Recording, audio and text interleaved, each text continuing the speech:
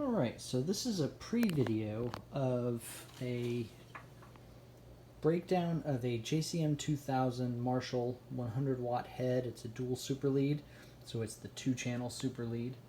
I've already taken it out of the box, of the head enclosure basically.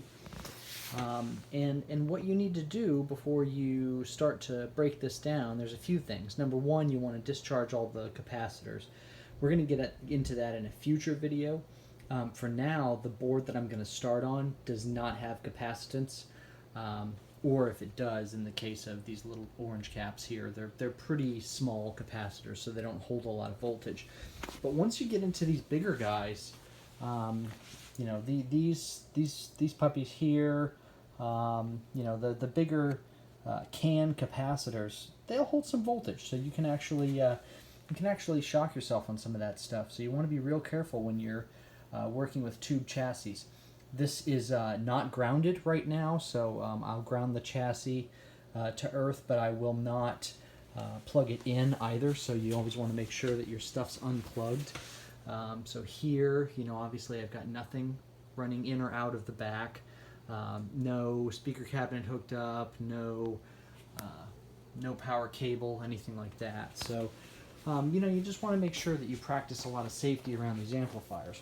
And the other thing is, before you start moving circuit boards around, before you start taking things apart, as you do them, this video actually serves two purposes. One, it's sort of step-by-step on how to break this down, but I can actually watch it later and I can remember where all of these leads go, because unfortunately a lot of these leads are not marked with consistent numbers. So this lead here might be marked, where are we here? Let's see, con 12. Well, it might not lead to 12 over here. In fact, what do we have here? Con 13 is what that one says. So that's the sort of thing that you're going to run into issues with. The other thing is these boards are labeled. These are different boards depending on which year these are manufactured.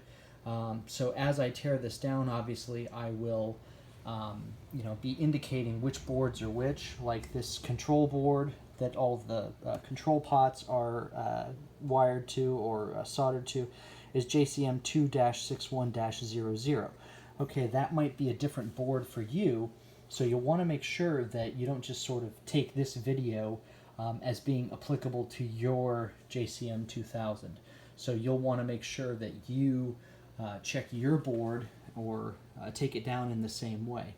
And finally, have some sort of structure by which you're going to pull stuff out and take it back, you know, and put it back together. So what I'm going to do, because of the way that a lot of these boards are oriented, you know, if I'm going to pull this board, what I'm actually going to plan to do is I'm going to take the leads off of this board and I'm going to leave them connected to the main board.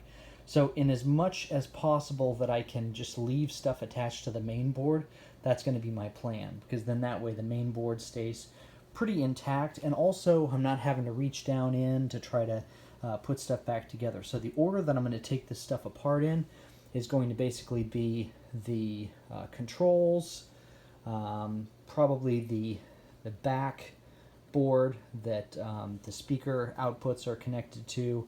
I'll remove the power, the input, you know, and then the switching for the transformer I'll actually leave in place. I don't want to orient these switches in the wrong direction, so I'm going to just sort of leave that alone. Not going to worry about pulling those off of the you know, the switch terminals. So I'll just sort of leave that stuff in, but I'll pull, and I'll leave the transformers in, but I'll pull the board, you know, that has the high tension fuses in it. Let's see what else. We've got reverb here, so I'll probably pull that. And then we'll have that bottom board exposed, so I can actually pull that board, because what I'm trying to do in this process, I'm running some really high voltage when I try to bias this. I just put a new set of tubes in it, but one set of those tubes, the two that are on the, let's see, the left side of the chassis, so that's 1 and 2, I think. are just instantly red plating. They're running at such a high voltage that they're just red hot as soon as you engage the amp. So I'm trying to figure out what's going on with that. So I'm going to try to figure out if there's a capacitor issue somewhere, but I'm also going to look at all of the solder that's associated with all of the resistors, all the capacitors. I'm going to see how those are soldered in, make sure that there are no broken joints. And there's no way that I can do that on this board on the bottom unless I pull the entire board out. So basically I have to deconstruct the entire amp in order to be able to check these caps to make sure that they're good to go, and in order to just sort of troubleshoot what other issues I might be having. Other things to look for, the impedance switch is not connected to the chassis, so you can actually break the connections of the impedance switch to the board. So I'll check that. Just basically looking at all of these fuses. I did check those, but I'll double check those just to make sure that there are no issues. I'll check the tube sockets just to make sure that those are looking good from a solder standpoint, that there isn't any issue there, because that's my other concern too, is if it's red plating, well, I wonder if I've got some conductivity in the board around those tube sockets. The transformers work. Obviously I've got good voltage, but I'll check those as I put everything back together, and we'll see what happens there as well. So first things first, before I pull everything out, I'm going to take all of the knobs off. I'm going to take any of the plastic nuts off for the jacks. So in this case, this is the input jack. If we go over to the other side, we've got a foot switch jack. We have actually two foot switch jacks here. We have the speaker outputs. We've got the power cable has a screw connection so that it's actually mounted to the chassis. So that's the sort of stuff that we'll disconnect.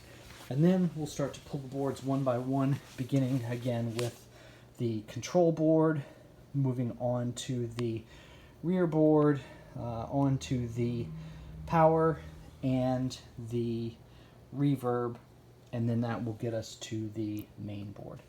So I'll go through, my next video will be mapping out all of the connections for this front board, this control board, once I have all the knobs removed.